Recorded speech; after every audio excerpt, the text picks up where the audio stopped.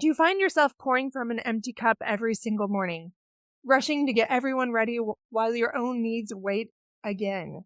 Today, we're talking about why winning your morning isn't selfish, it's survival, and how even 10 minutes can shift your entire day from surviving to thriving. Today, I'm sharing the neuroscience behind morning rituals and why they might be the missing piece in feeling like yourself again. Stay tuned.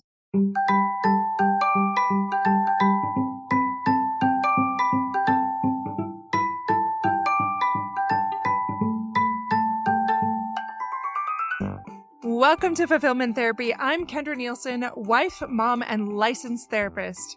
Do you ever feel like you're doing everything right, but you're still exhausted and empty? Did you think life, marriage, and parenting would be simpler and more rewarding? Sometimes you just want to crawl back into bed and lose yourself in screen time and chocolate, rather than face that personal or family stress. You are not alone. This podcast helps you break free of the rat race and build a richer, more meaningful life, flourishing incrementally and realistically, improving your mental health and wellness, and living with deeper purpose beyond the mundane, no matter where you are in life's journey.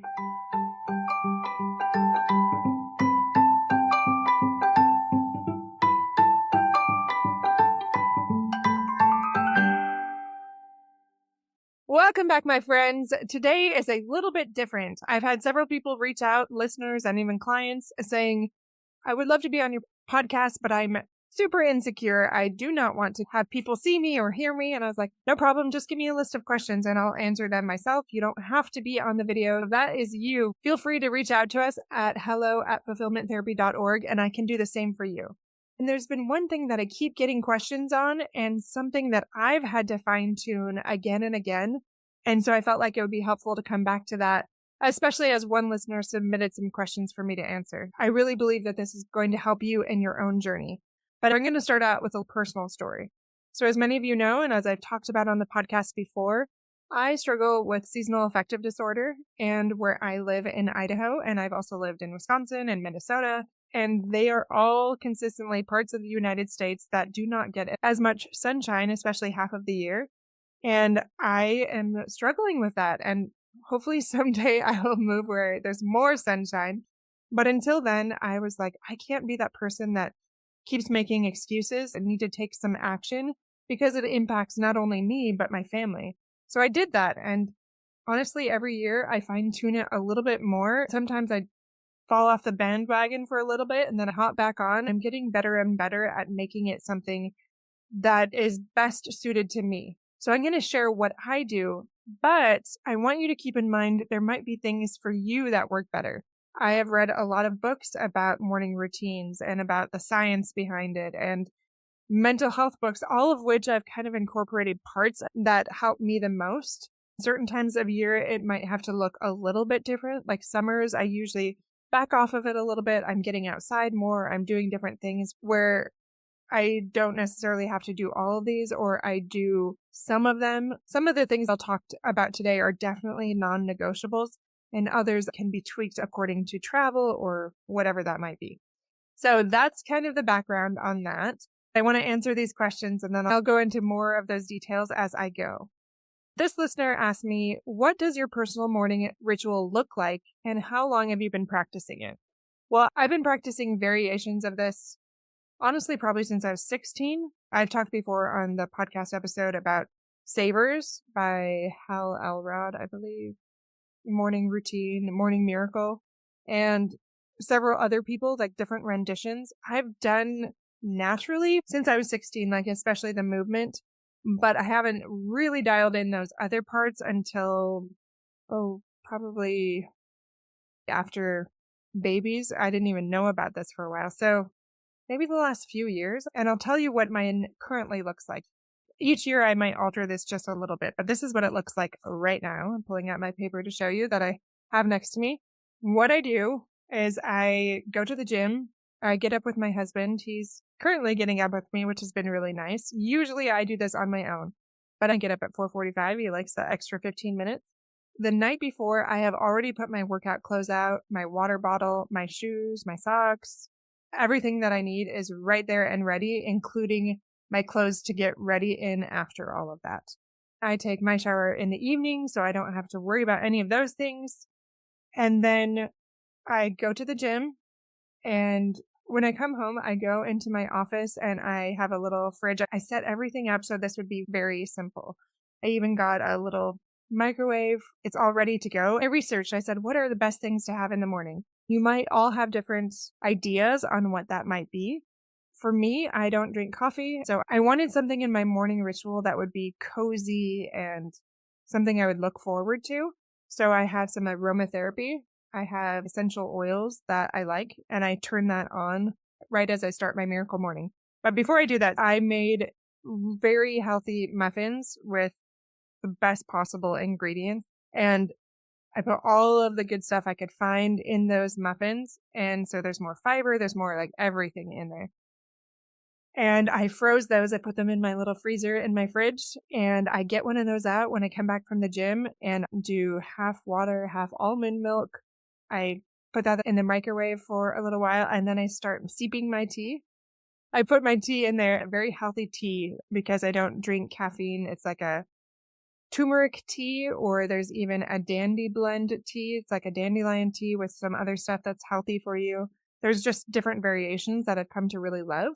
So it's ready to go when I am done getting ready. While that's sitting, I'll get ready for the day. I'll listen to a spiritual podcast or something, maybe even a mental health book. And then I come back and this is what I do. My food is now ready to go. I sit down on a couch or on a bed and I take about 10 deep, slow breaths. And I really ground myself and I just close my eyes and I let go of any rushing that I've been doing. Then I say a very brief prayer, like, God, help me be calm today.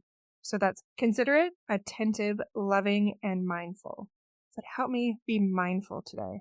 And I just visualize what that will look like with my eyes closed and with that deep breathing. And then I have this all typed up, so I just go right through it. My intention today is blank. And I just mindfully think about what that intention might be.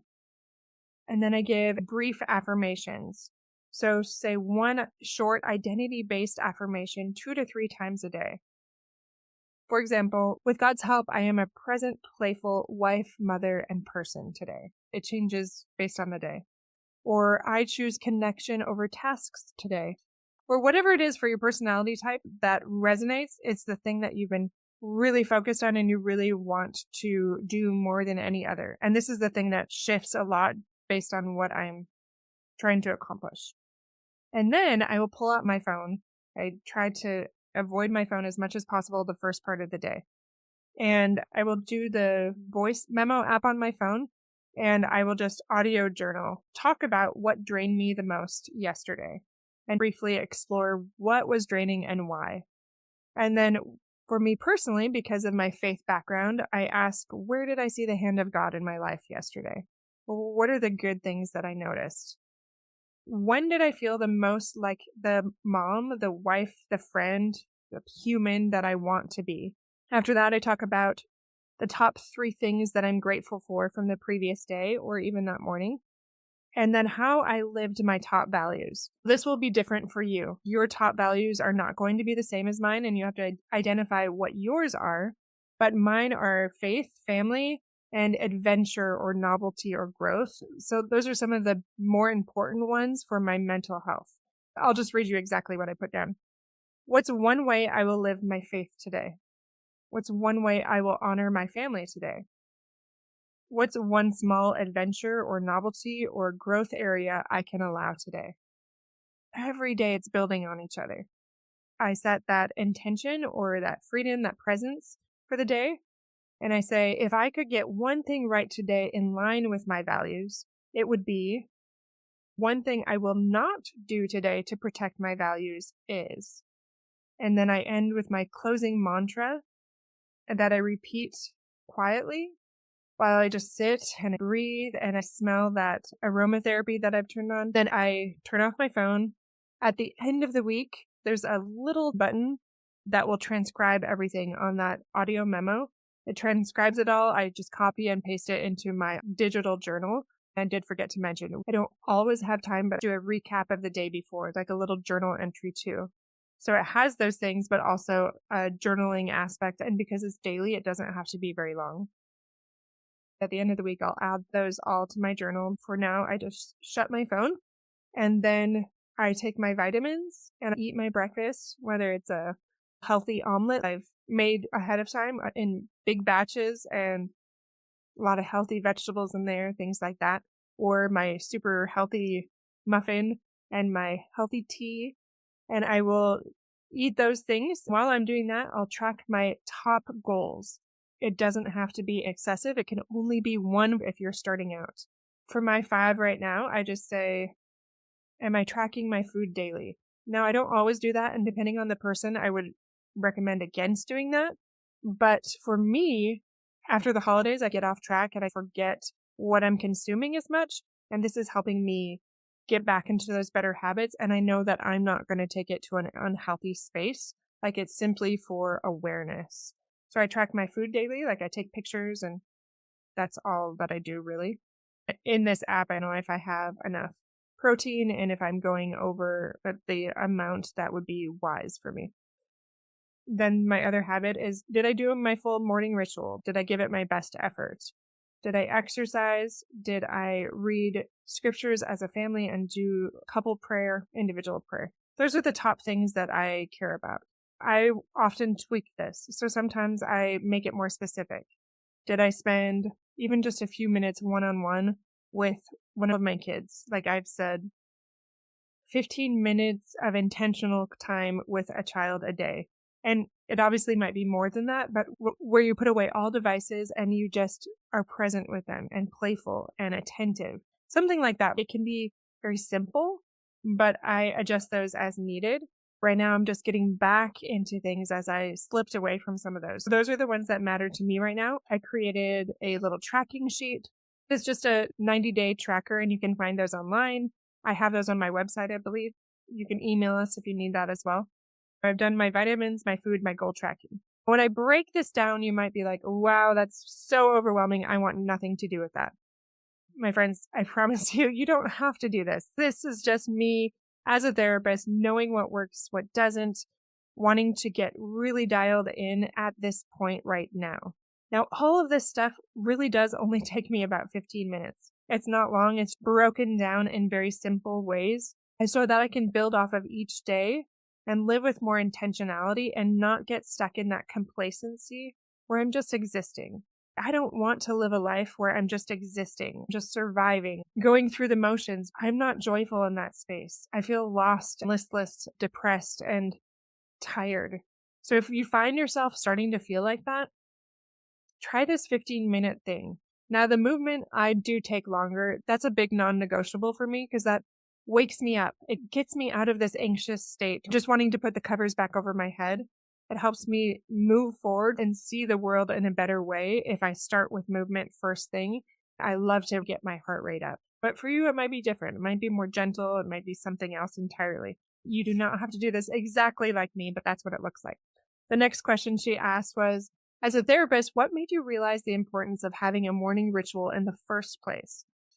Well, like I mentioned, I started to see myself slipping back. I started to see myself being more irritable with my kids, impatient with my husband, focusing on what isn't going right. Even though I knew there was so much good in my life, it's like I couldn't see it.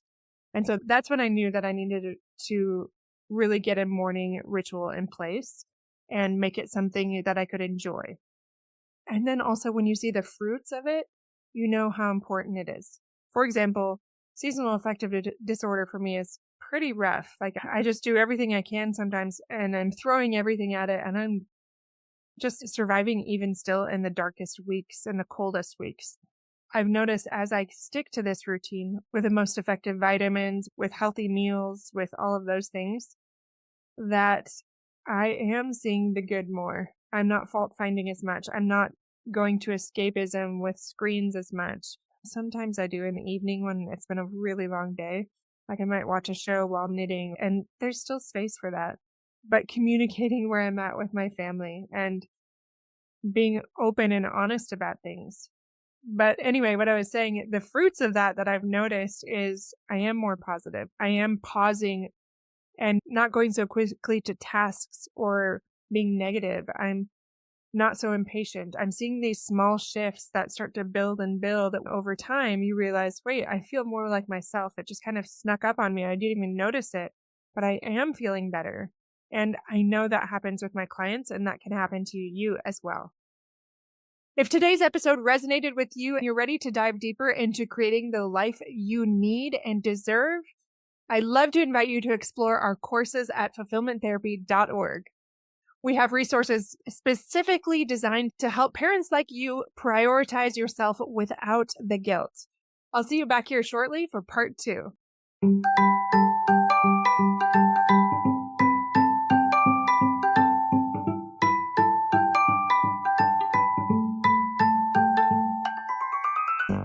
Hey friends, if you enjoyed this episode, a quick 30-second share can help someone else find support and help this podcast grow. Leaving a review on Apple Podcasts boosts visibility and keeps the show alive. Your simple acts make a big difference. I'll see you back here each week for more life-changing episodes.